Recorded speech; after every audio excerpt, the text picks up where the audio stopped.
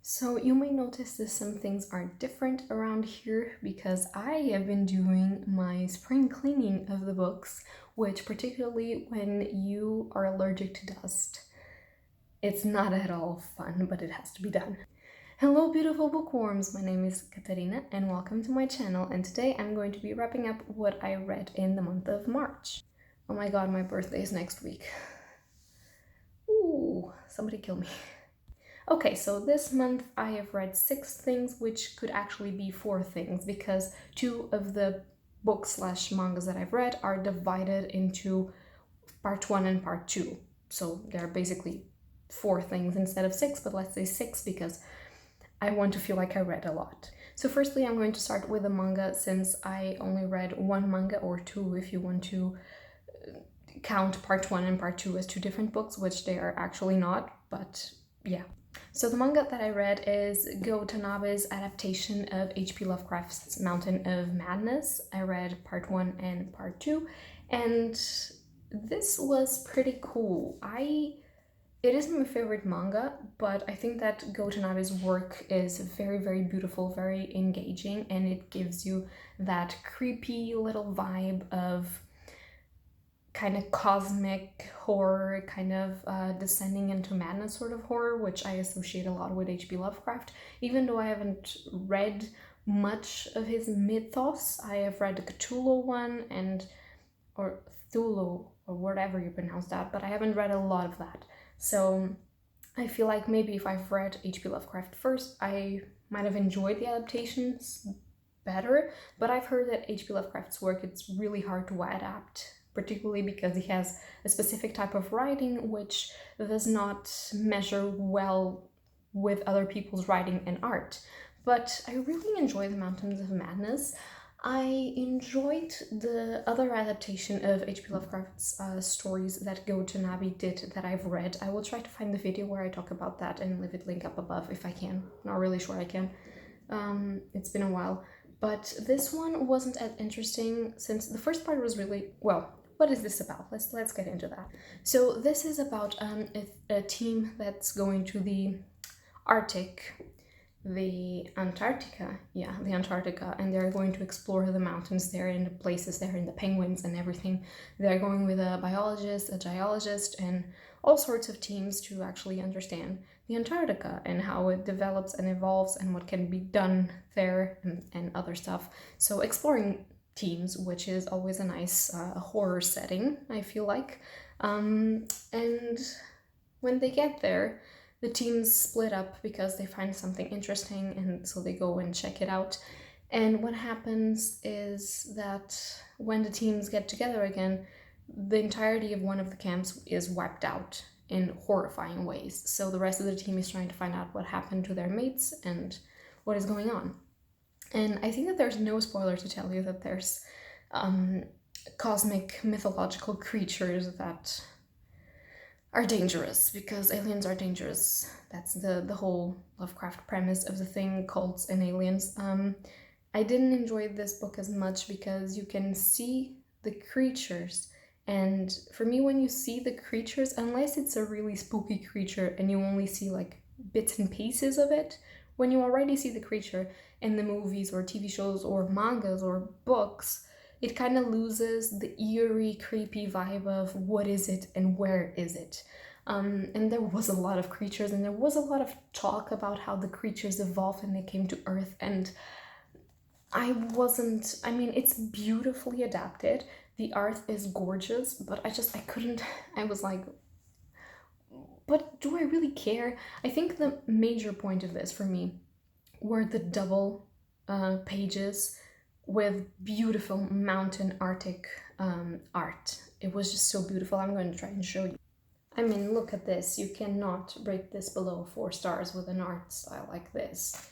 It's incredibly gorgeous, and I think that Go Tanabe does a beautiful work adapting H.P. Lovecraft stories. However, this really wasn't my favorite. It was nice to read, but I'm talking as if I hated it. I didn't, but it wasn't awesome as I was expecting it to be. I understand why it's called The Mountains of Madness, but I hope the original tale is a little bit more eerie and spooky than this was. And now let's get into the books that I've read. So firstly, I have read part 1 and part 2 of the 7th novel of the Witcher series by Andrzej Sapkowski.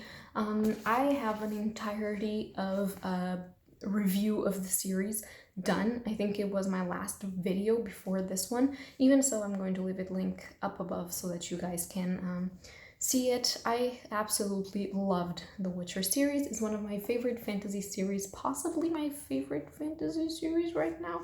Not really sure. I really liked how it was different from the narration style of American and proper English, well, American, yeah, because, yeah, American, like, written fantasy series, and I don't know, I really like the characters, I really like the relationships, I really like the discussions of morality, of ethics, of what we are, identity, and the politics. I haven't read a lot of political based fantasy, which maybe I should because it was great. And if you don't know, The Witcher follows Geralt of Rivia, a witcher, and he kind of through a sort of destiny, even though he says he doesn't believe that, he meets Yennefer of Vengerberg, and she's a sorcerer, and he meets Ciri, or Cirilla, and she is sort of a princess with a bigger destiny ahead of her. And so it's kind of the journey of these 3 characters until the epic conclusion, which was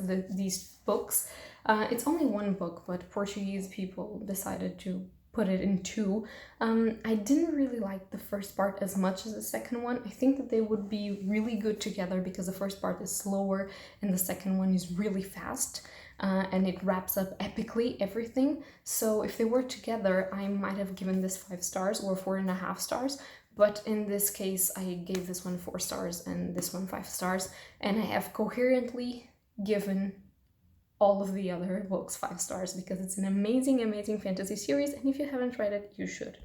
Then I buddy read The Invisible Life of Addie Larue by V. Schwab. I buddy read this with my friend Miguel, and I am going to leave links down below because I don't think I can link it up above, but I'm going to leave linked his Goodreads because he does reviews for the books that he reads, as most of us do, to be honest. And first of all, his review for this book, it's perfection, so you should go and check it out. Also, you should go and follow him because he reads a lot of books and a lot of interesting books, and I really feel like he is a person that gives his honest opinion about everything, and the way that he does reviews just convince you that you have to read the books, because I don't know, there's something about how he does it with quotes and just putting it all out there and just telling you how he felt reading the book, and it's just so amazing that if you can, go follow his Goodreads because I think that you will have a lot of great advice coming from there. And yeah, I really enjoyed reading The Invisible Life of Addie Larue again. I have a review for this book. One of the parts is non-spoiler, the other is spoilery, but I'm going to leave it link up above. This is the story of Addie Larue, of course. She is this young woman that made a deal with the darkness, or the devil, if you want to call it that, and she is doomed to roam the earth forever and be forever forgotten by everyone that meets her, which sucks, obviously, until one day she meets a boy in a library and he does not forget her. And that's the main synopsis of the thing. The Invisible Life of Addie Larue is perfection, in my opinion. I really love the way that is written and all of the feelings that provoked in me, but because I've done a review on it, I'm not going to talk a lot about this, and I'm just going to tell you, if you like the premise, go read this. Also, the buddy read was a great experience because if I was reading this alone, I would be like, can somebody please come and murder me because I'm dying here? And so I had the opportunity to actually message my friend and be like, this is destroying me. Help. Which was a nice buddy read. I really enjoyed it. And finally, the last book that I have read in the month of March is my reread of Shadow and Bone by Leigh Bardugo, and I love this cover so much, and I hate so much the covers with the Netflix show Adaptation plastered on it, because what is that? What is that? Again, I have a full-on spoiler first reaction to this book from the first time that I've read it, which was a long time ago, I will leave it link up above here, and also my playlist where I review the rest of the books for this series, because I've read them all except for Rule of Wolves, which came out yesterday at the time that I'm filming this. So yeah, I'm planning to do a whole full-on spoilery Rule of Wolves reaction as well when I get the book, because it's on its way, but it hasn't arrived yet. But Shadow and Bone, I really enjoy this book. I know that people don't like Shadow and Bone or the Grisha trilogy as much as they like the Six of Crows duology, but I have an unpopular opinion here. I really think the Grisha trilogy is great, and Shadow and Bone is awesome. So this is about Alina Starkov. She is a map maker in the army, and one day she discovers that she's a sun summoner, so she's someone that can summon the light of the sun. And there's no one like her in any way, and so she's the only hope of this country, because the country is divided by a shadow fault, and they cannot go and trade, so they have their sea separated, or their ports separated from the mainland, so they cannot trade stuff, and a country that cannot trade dies. So she is the only hope of this country, and so she is taken by the Darkling, and he's the one that controls shadows and darkness, and he's supposedly the most powerful Grisha, and Grisha are people that have magical powers in this world, and she's taken by him to learn and to understand her new power, and stuff ensues, which I cannot tell you. There's going to be a Netflix adaptation of this that's coming out on the 23rd of April, and I am so excited. The second trailer just came out, and Lord have mercy on my soul, because perfection.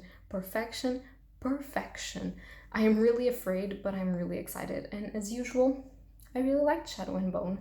I'm really enjoying this reread. I am currently reading Siege and Storm. I have not yet reached the 100-page mark, but I hope to wrap it up in April, before Rule of Wolves comes out, because I have to read the entirety of the other books, and it's a big series. But yeah, that's it.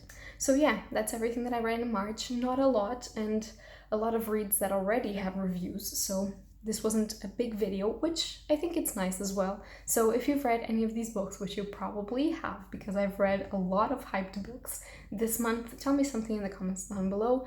If you enjoy them, if you don't, just tell me, and tell me what you're thinking about the trailer of the Shadow and Bone series, if you've seen it, because I could scream. I can't, because there's people working in the house, but I could. So yeah, that's going to be it for today, and happy readings to you all. Bye!